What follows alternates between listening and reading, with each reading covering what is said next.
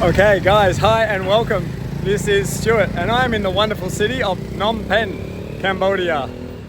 It's a beautiful place, very interesting, place of contrast. I actually quite enjoy it.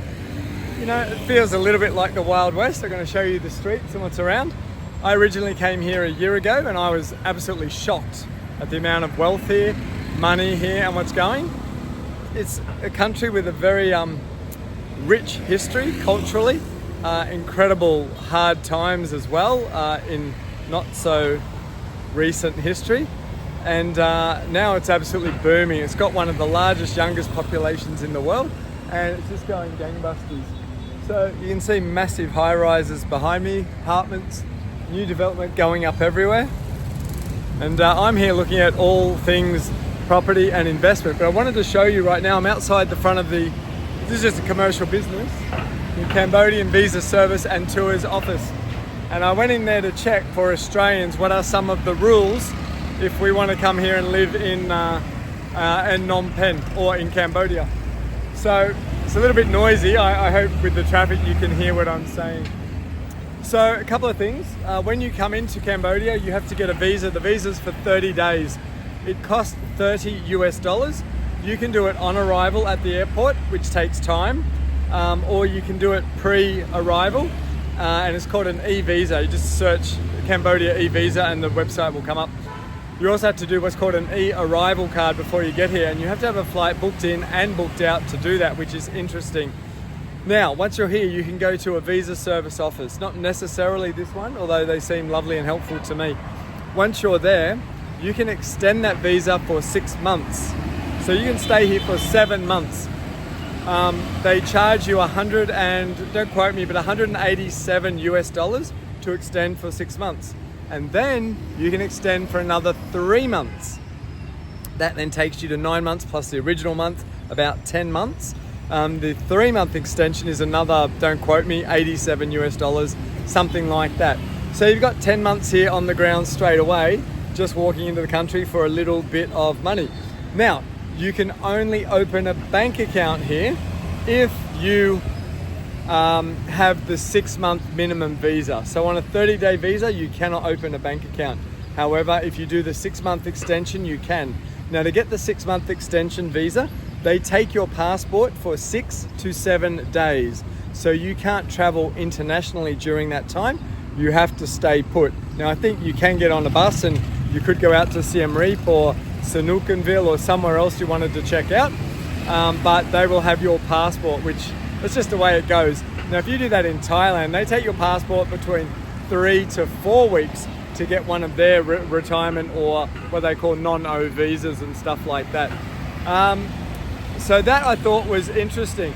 Now, there is a way to buy property here in Phnom Penh, and I'm meeting with a couple of real estate agents today and tomorrow, so that's going to be interesting as well. Just trying to think what other questions did I have here. Oh, this is a big one.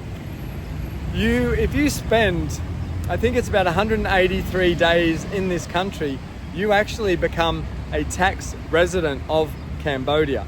Now, a lot of people don't want to do that because then you become liable for tax in this country under certain circumstances with Cambodian sourced income. Now, none of this is financial advice. The rules can or could change. You do your own research, right?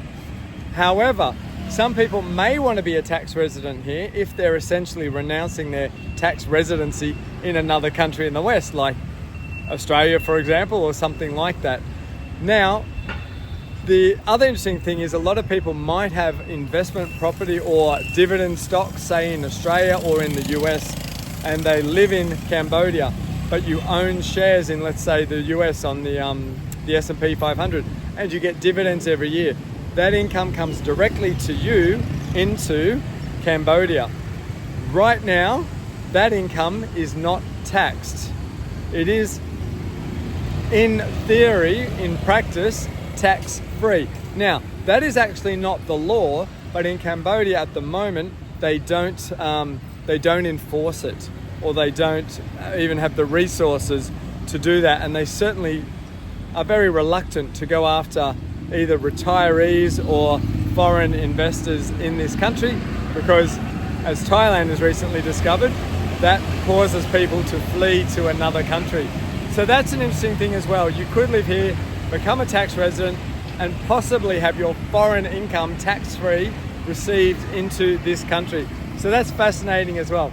Now, one final thing, the least hassle visa I think you can get is a retirement visa, but you must be 55 years of age. That's five years of age or older, and then you can get it, and that's about $270 US per year, and you just renew it each year. And if you live here, obviously you become a tax resident, and you've got to work out those implications for you as well. However, it has a lot going for it. Now, some people I've consulted with say, look, the problem here is education is very low. A lot of the locals don't speak English, which is true. And also a lot of the locals speak Khmer or Cambodian, but they can't even write or read it, which is quite interesting. Now, I think that is a massive opportunity. That people see it as a massive detriment. What I'm saying is that is going to change very quickly. Through this thing I'm recording on right now, a phone with an internet connection, which everyone has, you can learn English in 30 to 90 days. There's no excuse anymore. This is going to happen here. As people learn English, in general, they make a lot more money. Now, having said that, maybe they should be learning Chinese, because there's massive Chinese investment in Southeast Asia and in Cambodia. The Chinese are incredibly industrious, investment driven and whatnot, and they've brought a lot of investment to Cambodia and Southeast Asia. Now, it's not always controlled and it's this and that, but again, they're coming in with their money and lifting the standard of living, creating opportunities here for everyone. So they're the things I just wanted to mention now while I'm just left the visa office. And I said, I've got some property tours happening today and tomorrow, and I might give you some information on that when I get to it. All right, I hope you enjoyed this. All the best for now, and catch you soon. Bye-bye.